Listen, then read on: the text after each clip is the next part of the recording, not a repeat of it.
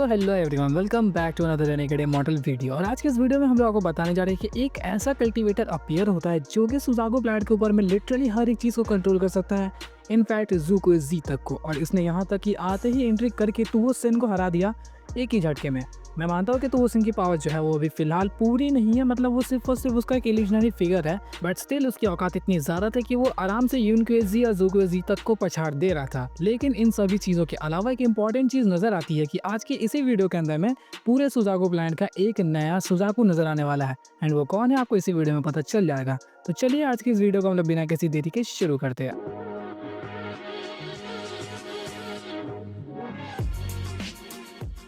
तो जैसा कि हम सभी लोगों ने अपनी लास्ट वीडियो में देखा कि किस तरीके से कैनफन के साथ में जो वार्लिन की बैटल थी वो पूरी तरीके से एंड हो जाती है, एंड वार्लिन ने वहां पर कैनफन के सोल पीस के बदले खुद का सोल पीस को बाहर निकाल लिया। अब मुद्दा आता है कि ये टूवो सेन जो अचानक से अपीयर हुआ वो क्यों अपीयर हुआ।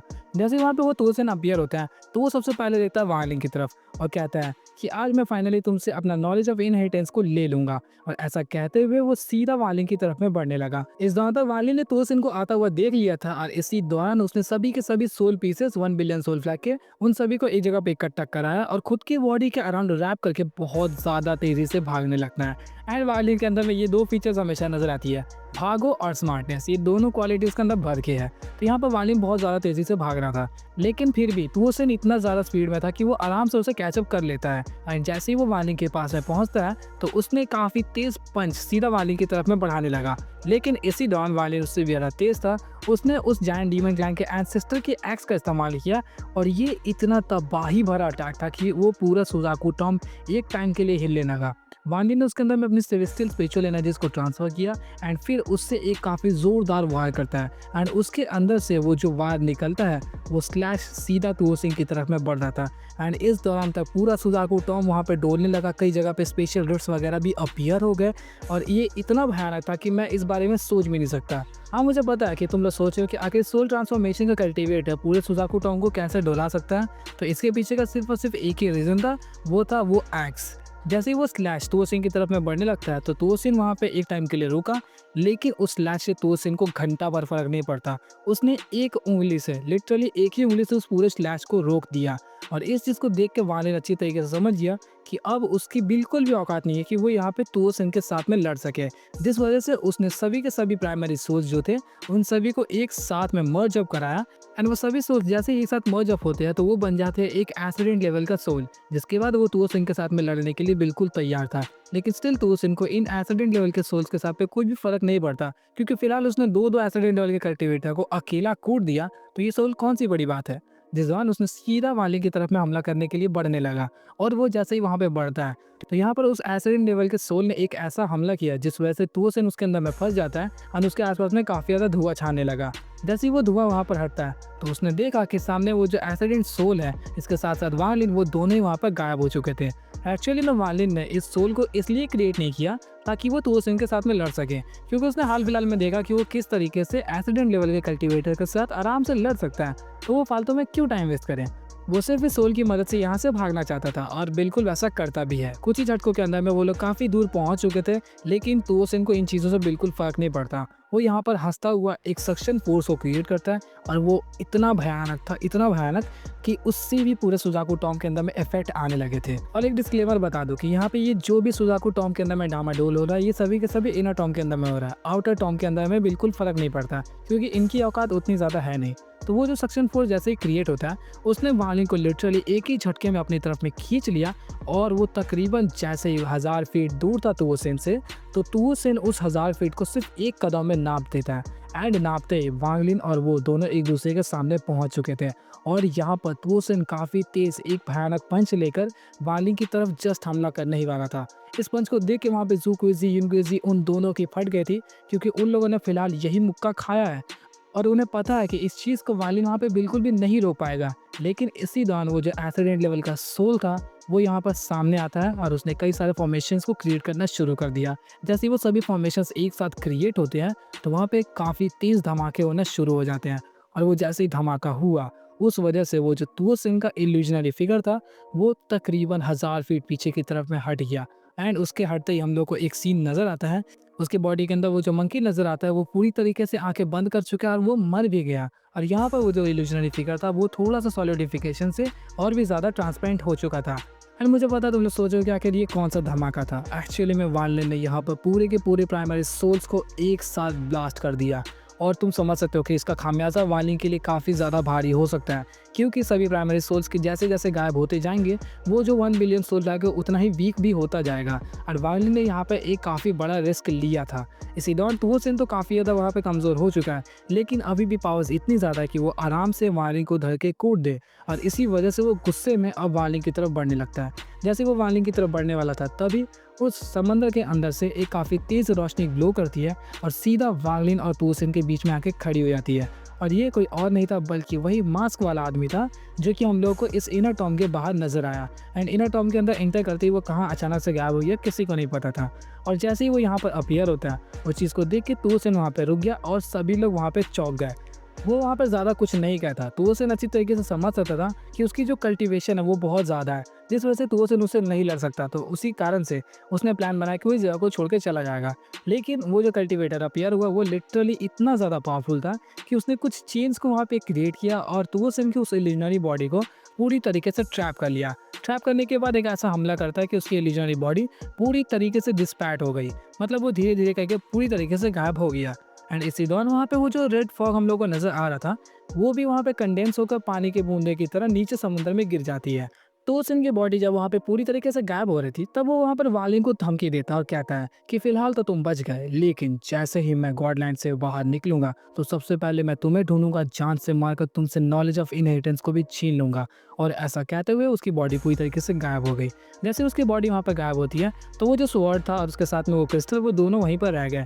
तो इस चीज़ को उस कल्टीवेटर ने अपने पास में बुला लिया। बुलाने के बाद सीधा वो मुड़ता सबसे पहले ज़ूक्विज़ी और यिनक्विज़ी की तरफ में। एंड इसी दौरान उस कल्टीवेटर ने कहा कि ज़ूक्विज़ी, तुमने अभी तक जो भी चीज़ें की वो बहुत ज़्यादा गलत थी। मैं मानता हूँ कि तुमने जिस सिचुएशंस में किया वो काफ़ी भारी सिचुएशंस थी, लेकिन स्टिल ऐसा करना तुम्हारे लिए बिल्कुल भी जायज़ नहीं था, जिस वजह से मैं तुम्हें इस दौरान माफ़ कर देता हूँ।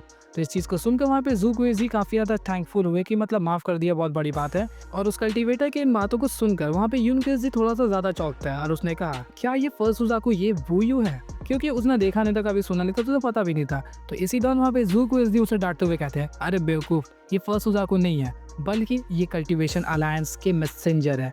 इस चीज़ को सुनकर वहाँ पे सभी लोगों की आंखें फटी की फटी रह गई, क्योंकि कल्टीवेशन अलायंस एक ऐसा ओहदा है जिस बारे में कोई एक्सपेक्ट भी नहीं कर सकता। वहाँ तक जाने के लोग सपने भी नहीं देखते, इतना हाई लेवल का वो चीज़ है। इसी दौरान उस मैसेंजर ने वहाँ पे बताया कि ज़ूक्विज़ी, तुम्हारी लाइफ स्पैन अब खत्म हो चुकी है, तो तुम्हें यहाँ पर बिल्कुल भी समय व्यर्थ नहीं करना चाहिए। तुम फालतू में खुद की लाइफ स्पैन को इंक्रीज करने का ट्राई कर रहे थे, तो अब चुपचाप अपनी बॉडी को छोड़ो, इस प्लैनेट को छोड़ के चले जाओ। इस बात को सुनते ही वहाँ पे ज़ूक्विज़ी कुछ भी नहीं कह पाता, क्योंकि उसके सामने उसकी कुछ भी औकात नहीं है, जिस वजह से उसने वहाँ पे चुपचाप अपनी बॉडी को छोड़ा और वो वहाँ से गायब हो जाता है।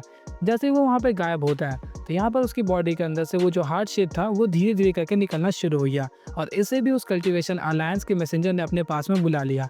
इस दौरान तक उसके हाथों में वो जो स्वॉर्ड था उसने अंदर की तरफ में रख दिया था, मतलब अपने कैन कुन बैग या फिर स्टोरी बैग होता है उसके अंदर में।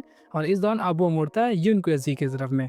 यिनक्विज़ी को देख के कहता है कि तुम्हारे फोर्सेकन इमॉर्टल क्राइम वालों ने जो भी किया वो गलत था, लेकिन मैं तुम्हें ये प्लैनेट अलॉट करने को अभी भी तैयार हूँ। लेकिन मेरी एक शर्त है, मैं चाहता हूँ कि तुम मुझे हर 1000 सालों के बीच एक 9 लीफ शामन का स्कल ला के दो। और इस चीज़ को सुनकर वहाँ पे काफ़ी ज़्यादा यिनक्विज़ी चौंक गया, क्योंकि एक 9 लीफ शामन की जो कल्टीवेशन वो बहुत ज़्यादा होती है और उसका स्कल इनको दे देना आसानी से वो बहुत बड़ी बात है। और यहाँ पर उसने ये भी बोला था कि 9 लीफ का नहीं है तो उससे हायर रैंक वाला भी चलेगा, लेकिन चाहिए ज़रूर। तो इस दौरान यहाँ पे यिनक्विज़ी कुछ भी नहीं कह पाता, क्योंकि जब ज़ूक्विज़ी नहीं कह पाया तो मैं ही क्या कह पाऊंगा। तो इस दौरान वो वहाँ पे चुपचाप खड़ा था।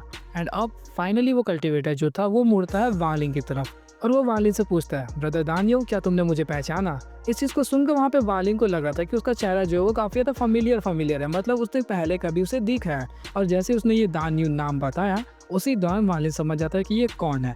इस दौरान तक उस कल्टीवेटर ने अपने चेहरे के ऊपर से उस मास्क को भी हटा दिया था और इसे देख के वहाँ पे वालिन बस एक ही चीज़ कहता है, मोजी। जी हाँ, ये वही कल्टीवेटर है जो कि हम लोग को ऑलमोस्ट एपिसोड 34 के 35 के अराउंड नजर आया था, जिसने एक बारिश के सीन के दौरान वाली को बताया कि एक्चुअली में लाइफ एंड डेथ होता क्या, जिसकी मदद से वालिन अब फाइनली ब्रेक थ्रू कर पाया लाइफ एंड डेथ डोमेन के अंदर में। और इसको वालिन अच्छी तरीके से पहचान पा रहा था, तो मोजी ने वहाँ पर पूछा कि आखिर तुमने फर्स्ट सुजाको के इनहेरिटेंस को क्यों यहाँ पे धिक्कार दिया और यहाँ के सुजाको क्यों नहीं बने। तो वहाँ पर वालिन ज़्यादा कुछ नहीं कहता, बस वो इतना कहता है कि मेरा इस प्लैनेट के ऊपर में रहने का बिल्कुल भी प्लान नहीं है। तो मोजी अच्छी तरीके से जानता था कि वालिन के पास में अपने ही अलग अलग हथकंडे होते हैं, जिस वजह से उसने यहाँ पे ज़्यादा कुछ नहीं पूछा, लेकिन स्टिल उसके चेहरे के ऊपर में एक हल्का सा कंफ्यूजन नजर आ रहा था। मोजी को देख के सभी लोग तो चौंके हुए थे, लेकिन युनक्वेजी कुछ ज़्यादा ही, क्योंकि वो ऑलमोस्ट लेट एसिडेंट लेवल के कल्टिवेटर्स तक की कल्टिवेशन को देख सकता था, लेकिन वो मोजी की कल्टिवेशन को बिल्कुल नहीं देख पा रहा। मतलब तुम लोग बिल्कुल सही सोच रहे हो, ये ट्रांजिशनल स्टेज में है, यानी कि यिन यान स्टेज के अंदर में, जिसके बाद वो आसानी से निर्वाणा शैटरिंग के अंदर में जा सकता है। मतलब आसानी से नहीं, लेकिन इसके बाद ही वो जा सकता है। इसी दौरान उसके वालिन के साथ में बातें और भी आगे बढ़ती है और वो कहता है कि मैं पर्सनली चाहता था कि तुम यहाँ के सुजाकू बन जाओ, लेकिन अब जब तुम नहीं बनना चाहते तो इसमें मैं कुछ भी नहीं कर सकता। इस दौरान वो सोचता है कि आखिर आगे चल के कौन यहाँ का सुजाकू बनेगा। तभी वो मुड़ता है दो कल्टिवेटर्स की तरफ में, जिनमें से एक थी जीशिन जो कि बैठ के कल्टिवेट कर रही थी, और दूसरा था हम लोगों का वो कल्टिवेटर यानी कि वालिन का दोस्त ज़ाओ वुताई। यहाँ पर जीशिन अपनी कल्टीवेशन कर रही थी और इस दौरान में हम लोगों को खुलासा किया जाता है कि आखिर जीशिन कर क्या रही है। एक्चुअली में जीशिन जो थी वो क्यानफंग की कल्टीवेशन फर्नेस थी। मतलब तुम लोगों ने परफेक्ट वर्ल्ड जैसे सीरीज में देखा होगा कि जैसे यूचेन और किंग ये दोनों एक दूसरे के एक क्लोन बॉडी टाइप के थे और वो लोगों की जो कल्टीवेशन थी वो इकट्ठा यूचेन की बॉडी में आती थी। सेम इसी तरीके का फंडा यहाँ पर जीशिन और क्यानफंग की जो कल्टीवेशन थी वो इकट्ठा शायद से क्यानफंग की बॉडी में आती थी, लेकिन अगर बाई चांस उन दोनों में कोई एक मर जाता है तो उसकी जो पूरी कल्टीवेशन है वो सेकंड बॉडी के अंदर में ट्रांसफर हो जाएगी। ये दोनों एक दूसरे के अवतार टाइप के नहीं है, लेकिन इन दोनों के बीच में एक यहाँ पर कॉन्ट्रैक्ट बना है कि हम लोग इस तरीके से म्यूचुअली एक दूसरे के साथ में रहेंगे। और इस तरीके का सेम सीन हमने वर्ल्ड ऑफ इमॉर्टल्स के लास्ट एपिसोड में देखा था, जहाँ पे वो दोनों एक दूसरे के फर्नेस बन जाते हैं। अगर इन्फॉर्मेशन यहाँ की अच्छी लगी हो और एग्जाम्पल्स वगैरह तो इसके लिए एक लाइक तो कर देना। जिस वजह से यहाँ पे क्यानफंग की जो भी कल्टीवेशन थी उन सभी को जीशिन अब ऑब्जॉर्व कर रही थी, क्योंकि क्यानफंग तो मर चुका है, इन दोनों के बीच में कनेक्शन है। मतलब क्या, अब जीशिन के पास में उसकी पूरी कल्टीवेशन आ जाएगी। फिलहाल तो वो वहाँ पे कल्टीवेट कर रही थी। तभी इसी दौरान यहाँ पर ये कल्टीवेशन अलायंस का मैसेंजर मोजी देखता है ज़ाओ वुताई की तरफ में एंड उसने कहा तुम्हारे पास एंशिएंट ड्रैगन ब्लडलाइन की इनहेरिटेंस है, लेकिन अफसोस तुम्हारी कल्टीवेशन बहुत ज़्यादा ही कम है, वरना मैं तुम्हें यहाँ पे सुजाकू बना देता। और उसी दौरान वो जीशिन की तरफ में भी देख रहा था, लेकिन तभी उसने एक बार वालिन से इस बारे में पूछना ज़रूरी समझा। और वालिन से जब वो पूछता है तो वालिन रिकमेंड करता है सिर्फ एक लौते एक ही कल्टीवेटर की तरफ में, जो कि था ज़ाओ वुताई। उसने कहा कि आपके लिए ज़ाओ वुताई से बेटर सुजाकू कभी भी नहीं मिल सकता। एंड इस चीज़ को सुनकर वहाँ पे एक टाइम के लिए मोजी भी चौंका हुआ था कि आखिर उसने ज़ाओ वुताई को ही क्यों चुना, लेकिन उसे भरोसा था कि वालिन जिसे भी चुनेगा वो बेटर हो सकता है। वालिन की इन बातों को सुनकर वहाँ पे जीशिन अपनी आंखें खोलती है और इस बात को इंटरप्ट करती है और उसने कहा कि मैं ज़्यादा बेटर ऑप्शन हूँ, तो आखिर इसे क्यों चुना जा रहा है। तो इस दौरान तक वहाँ पे वालिन काफ़ी ज़्यादा गुस्सा हो गया। इन दोनों के बीच ऑलरेडी उतने रिलेशन जो थे वो अच्छे नहीं थे, क्योंकि पास्ट के दौरान इनके बीच में बहुत सारा लफड़ा हुआ, तुम्हें मालूम हो गई, जिस वजह से इनके बीच में दोस्ती भी नहीं है, दुश्मनी भी नहीं है, बट स्टिल हल्का सा हेट है। तो यहाँ पर वालिन बिल्कुल चैट वाला रिप्लाई करता, उसने कहा मैंने जब कल्टीवेशन करना शुरू किया था तब तुम पैदा भी नहीं हुई थी और अभी तक तुम्हारे माँ का दूध भी तुम्हारे अंदर से सूखा नहीं है, तो तुम अपनी जुबान बंद रखो, शट अप। और बिल्कुल यही रिप्लाई था, स्क्रीनशॉट्स लगा दिए, तुम लोग खुद ही पढ़ लेना, मजे ले लेना। इस बात को सुनकर वहाँ पे जीशिन काफ़ी ज़्यादा भड़क जाती है और उसने कहा कि मेरी कल्टीवेशन फिलहाल मिड सोल ट्रांसफॉर्मेशन पर पहुँच चुकी है और तुम्हारे पास में 1 बिलियन सोल फ्लैग भी नहीं रहा, तो तुम्हें क्या लगता है तुम मुझे हरा पाओगे? और पास के जो ग्रजेस है मैं उन सभी का बदला एक ही बार में ले लूँगी। तो इसी का रिप्लाई देते हुए वहाँ पर वालिन कहता है कि इस बात को बिल्कुल भी मत भूलना कि मैं अभी अभी सुजाकू बनने वाला था, और अगर मैं बाई चांस यहाँ पे सुजाकू बन गया तो तुम मुझे छू भी नहीं पाओगे, क्योंकि मैं सुजाकू स्टील की मदद से मैं तुम्हें आराम से निपटा दूंगा। इस चीज़ को सुनकर वहाँ पे जीशिन चुप हो जाती है यार, उसके पास में कोई रिप्लाई नहीं था, जिस वजह से वो वहाँ पे चुपचाप खड़ी रही। तो जैसे ये सभी कन्वर्सेशन वहाँ पे खत्म होती है तो मोजी ने फाइनली वहाँ पे ज़ाओ वुताई को अपना नेक्स्ट सुजाकू चुन लिया, यानी कि 15th सुजाकू। इसके बाद उसने वहाँ पे वो जो कल्टीवेशन प्लानेट क्रिस्टल का हार्ट था ज़ाओ वुताई को दे दिया और कहता है कि 1 साल इसी टॉम के अंदर में रहकर तुम यहाँ पे कल्टीवेट करना, ताकि तुम्हें वो सुजाकू स्टील मिल जाए, इसके बाद तुम यहाँ के नेक्स्ट सुजाकू बन जाओगे। इस चीज़ को सुनकर वहाँ पे ज़ाओ वुताई आराम से उस चीज़ को अपना भी लेता है। इसी दौरान वहाँ पे मोजी ने ज़्यादा कुछ बातचीत नहीं किया और वहाँ पर युनक्वेजी और जीशिन उन दोनों को सुजाकू टॉम से बाहर निकाल लेता है। थोड़ी देर के अंदर में उसके हाथों में वो जो कल्टीवेशन वाइट क्रिस्टल था हाँ, मैंने गलती से बोल दिया कि उसने उसे फेंक दिया था पहले ही, लेकिन अभी तक नहीं फेंका बल्कि उसके हाथ में ही था। तो इसी क्रिस्टल की मदद से उसने इनर टॉम के अंदर में जितने भी वहाँ पे डैमेजेस वगैरह हुए थे उन सभी को रिकवर किया और सुजाको टॉम जैसा था बिल्कुल वैसा बन जाता है। इसके बाद ही यूनक्वेजी और ज़ीशिन उसके बाहर भी निकल चुके थे और ज़ोब उधर समुद्र के अंदर चला था कल्टीवेट करने के लिए। So that's all for the video. I hope कि आप लोगों को वीडियो अच्छी लगी होगी और अगर वीडियो अच्छी लगी है तो एक लाइक तो बनता ही है, क्योंकि बहुत ही मेहनत और शुरू से मैं ये वीडियोस बना रहा हूँ। सो प्लीज़ लाइक किए बगैर मत जाइएगा। तो मिलते हैं आपसे एक और इंटरेस्टिंग वीडियो के साथ, तब तक के लिए गुड बाय।